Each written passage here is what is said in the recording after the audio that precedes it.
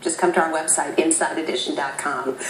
Now the online boogeyman. He's called the Slender Man, but did that haunting character inspire a couple of 12-year-olds to commit a horrific crime? They are accused of stabbing their friend 19 times and leaving her critically injured, but at least alive. Les Trent with the details. This is a very disturbing investigation. It's a terrifying image. He's called the Slender Man, a creation obsessing young people on the internet.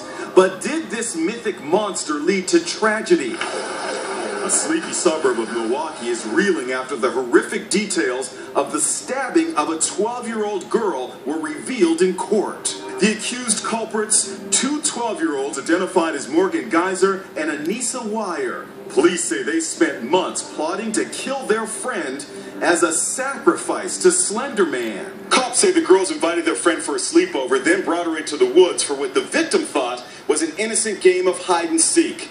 Instead, one suspect held her down and the other stabbed her again and again, 19 times. Morgan Geyser was quoted by cops as saying, "Stabby, stab, stab," to describe what they did. "It was weird that I didn't feel remorse," she allegedly said. "The bad part of me wanted her to die. The good part of me wanted her to live," said the other suspect, Anissa Wire. She said she's having trouble breathing. She said she was stabbed multiple times.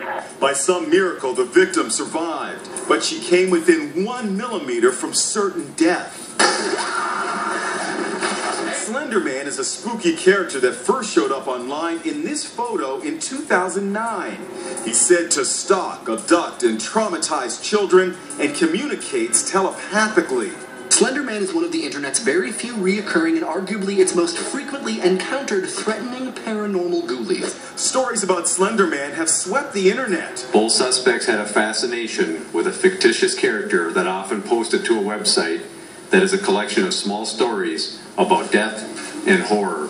Hi everybody, it's me, Anissa. This is a video that Anissa Wire posted on YouTube. So how do 12-year-old children end up in this situation? Psychologist Jeff Gardier.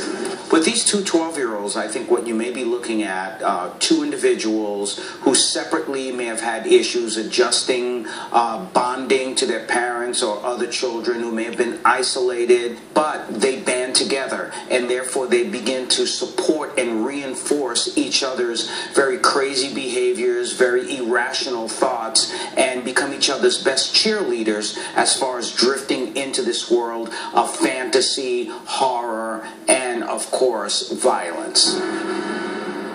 When we come back, one woman's